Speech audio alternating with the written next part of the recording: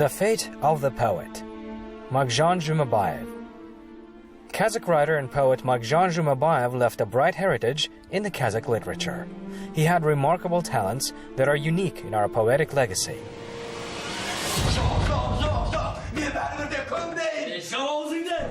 It is difficult to find someone among his contemporaries who would have suffered more for the convictions and creativity. Zhumabayev's poems have been banned for many years. A free thinker, spent most of his life in jail. He experienced so much suffering that would have been enough for 100 fates.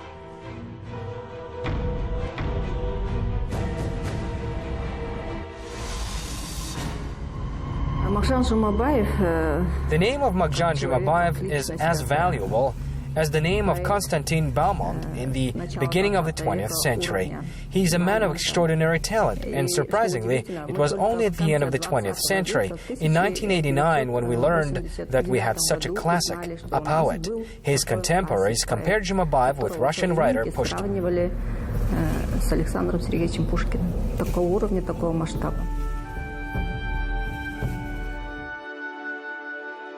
The poet grew up in a big family. Magzhan had 6 brothers and 2 sisters. His father Bakan was a bee, governor of the village, which meant that the family lived well and had the opportunity to give a good education to all the children. Already in his 4 years, he began to study Oriental languages and literature with a home teacher. He studied at the Petropavlovsk Madrasa, Muslim educational institution, and later went to Kyzylorda. In 1910, he became a student of the highest Muslim institution in the city of Ufa.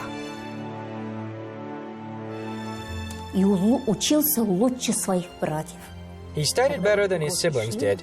His grandfather Zhumabai always helped him with the studies. He always said that this child would someday glorify the Zhumabayev's family honor.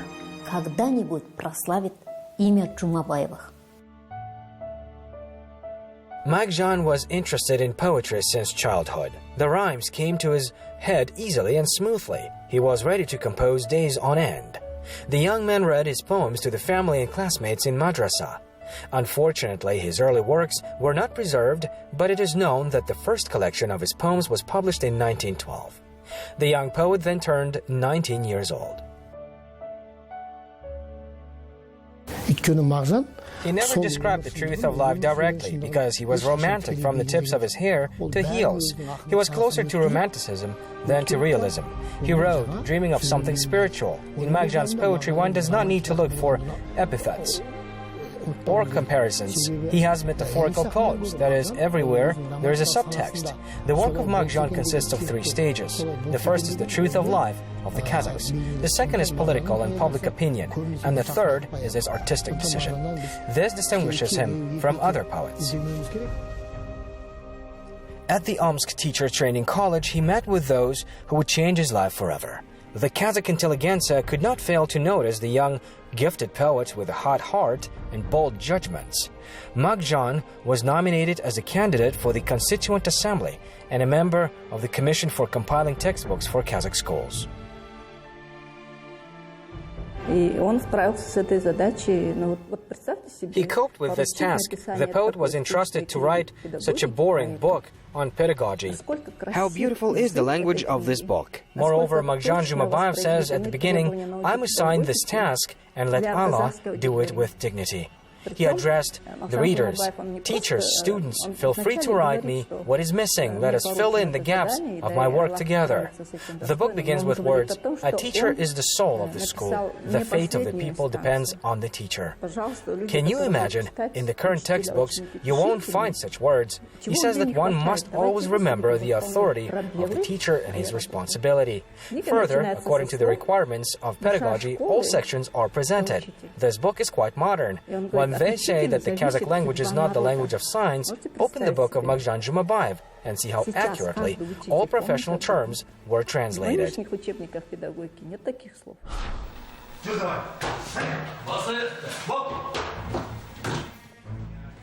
For the first time, he was sent to prison in 1918. He spent about a year there. The reason of the arrest is clear. His political views, the struggle for the freedom and independence of the Kazakh people.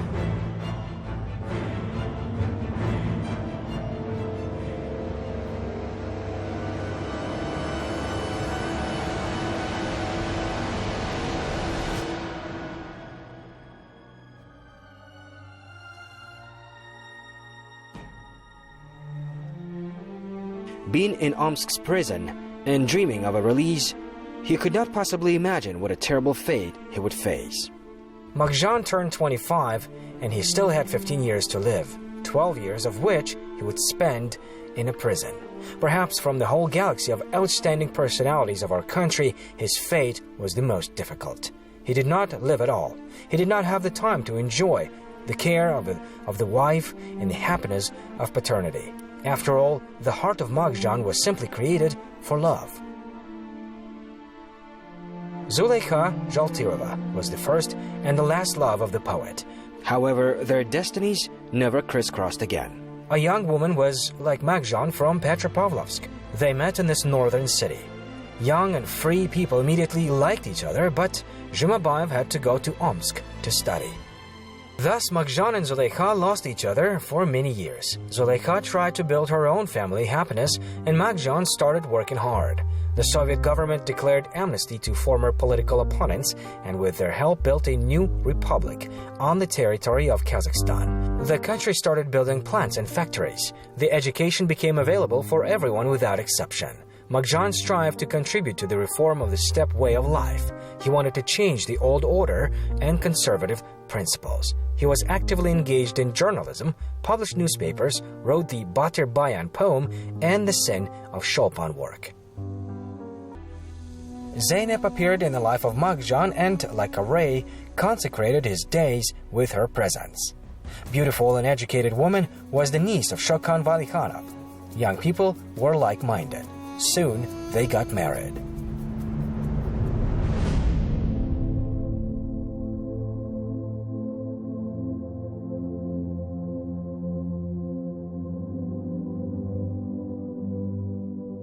This marriage was very happy, but short.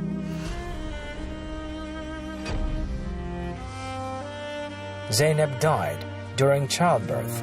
Inconsolable Magzhan was left alone with a newborn baby in his arms. However, the child, deprived of maternal care and milk, quickly weakened and, at 9 months, died of pneumonia. For Zhumabayev, these deaths were a terrible shock.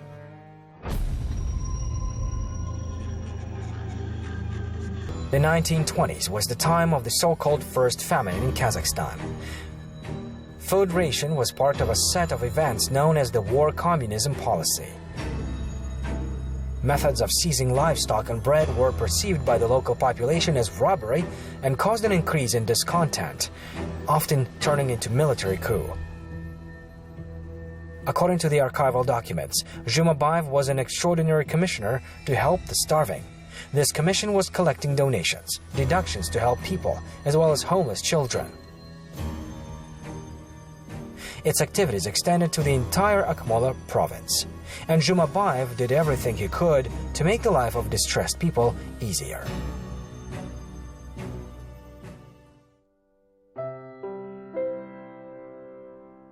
However, he was still alone and he needed love like air. He sought it everywhere, and when he found it, he lost it, suffered, and again continued his search.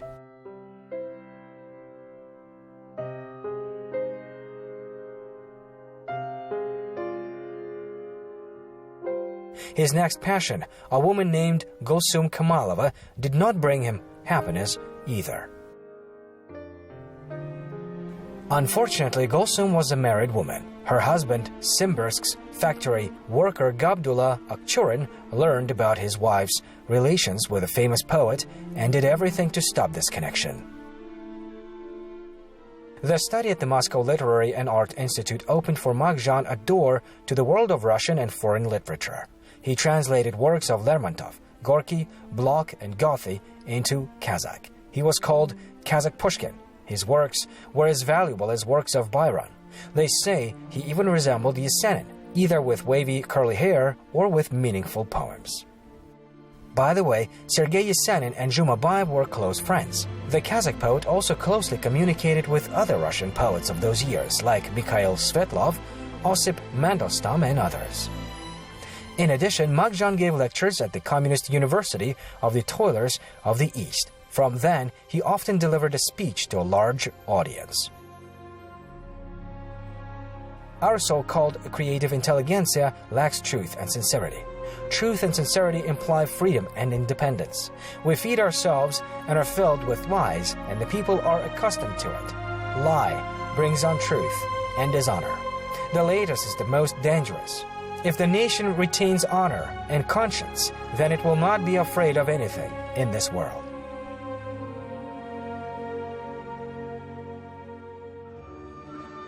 His family was arranging Magzhan's wedding in Petropavlovsk. His father Bekan decided to independently arrange the fate of his son and marry him.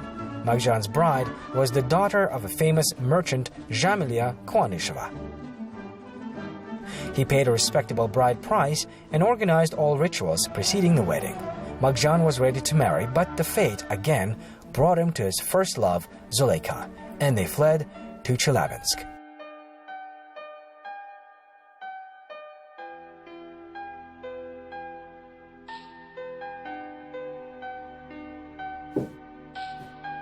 Magzhan, fazla bir şeyin dışı.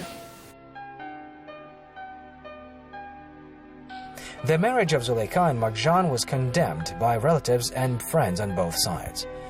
Nevertheless, love and hearts seemed not to notice all the gossips and rumors. They were finally together and happy. Zuleika was highly educated and knew all Magzhan's poems. He has found more than just a partner. She became a good angel for him.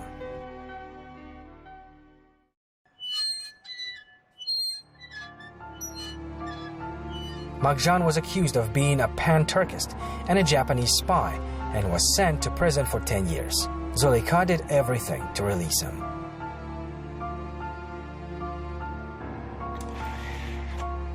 He was arrested as a member of the anti-Soviet nationalist organization located in Kazakhstan for its anti-revolutionary activities. Do you consider yourself guilty? I do not consider myself guilty. He wrote to his beloved wife from prison, "Dear Zuleika, I am sorry for the times I hurt you.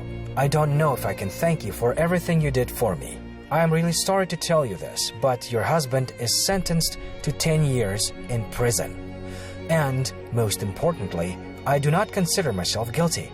Of course, you know that I am not guilty.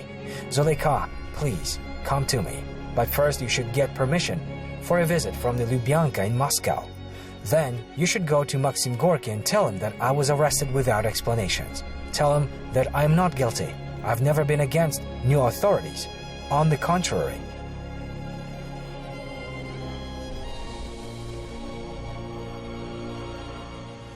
Of course, Zuleika went to Moscow when her beloved asked her to come. Then she was sent to Karelia, and this brave and strong woman did as wives of the Decembrists. She went after her husband. The places of his detention were constantly changing. She was tired and exhausted, but continued to follow him. She was looking for him, and she has always found him. When once again she got to the camp with legs beaten in the blood, Magzhan told her, "Dear Zuleika, I want to put you on my shoulders and carry you to Mecca. You have become a saint for me."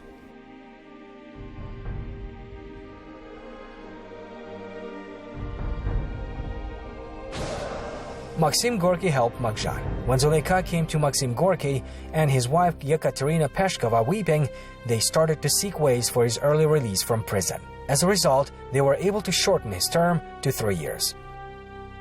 Due to their petition, Zhumabayev was released ahead of the schedule in 1936.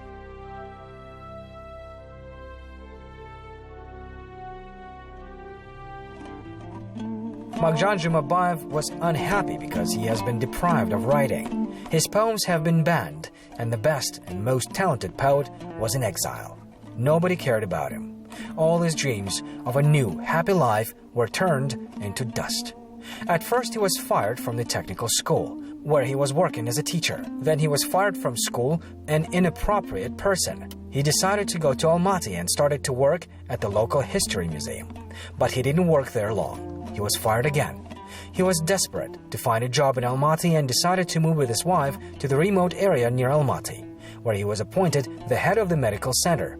But rumors about his unreliability came there too. The attitude of his contemporaries who had no problems with current authorities also played a tragic role in his life.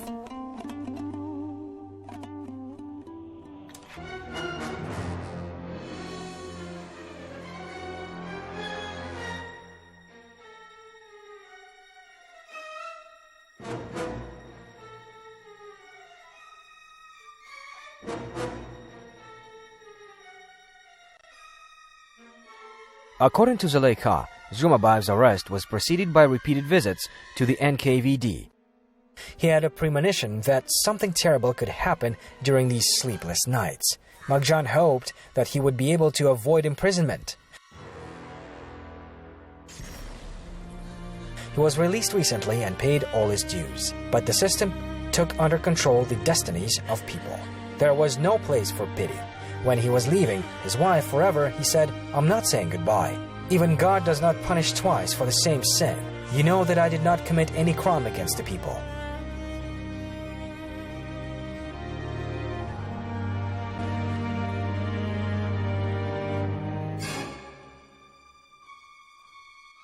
The new circle of hell was waiting for him in prison. Ridiculous accusations and monstrous torture. He was broken and depressed. He wasn't just waiting for death, he wanted to die, but death still did not come. With no strength to endure bullying and torment, after all humiliations and tortures, he wrote a penitential letter.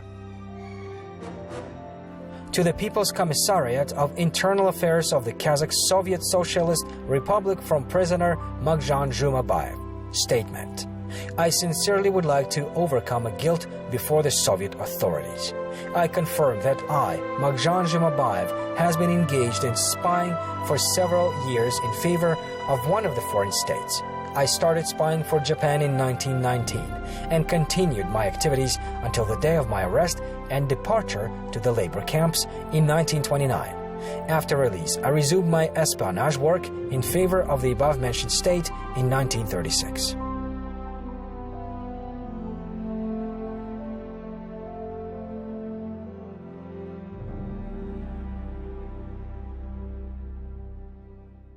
Zhumabayev was declared the enemy of the people, and after his death, the Soviet censorship destroyed all the poet's works to erase his name from people's memory. His works were banned for 50 years. Even several generations of Kazakh people didn't know his name.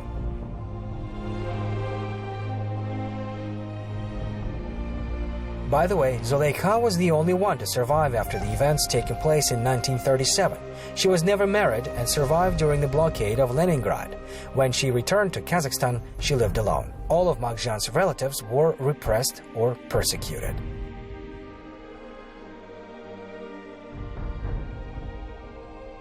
Жүрегім, мен сарлымын шаралыға, сұм өмір абақты ғой саналыға, қызыл тіл қолым емес кісендеулі, сондықтан жаным күйіп жанады да. Қу өмір, қызығы жоқ қашытқан соң, толғанып қарауым сол баяға, ертегі уатпай ма баланы да, сөз сиқыр ғой, жазбай ма шараны да. Ойлайды, күңіренеді, толғайды ақын, күрсініп көзіне жас алады да, ақында адамзаттан дос болмайды, жалғыз ақ сырын айтар қаламына. Unfortunately, we do not know where Magzhan Zhumabayev was buried. There is no place where you can bring flowers and touch the soil which keeps the ashes of an outstanding poet. We cannot find him, but we should do something. We must know and remember for what he lived and what he did. We should remember his works. Unfortunately, to date, a few books were published. It means that we still didn't appreciate his talent, his life, and his death.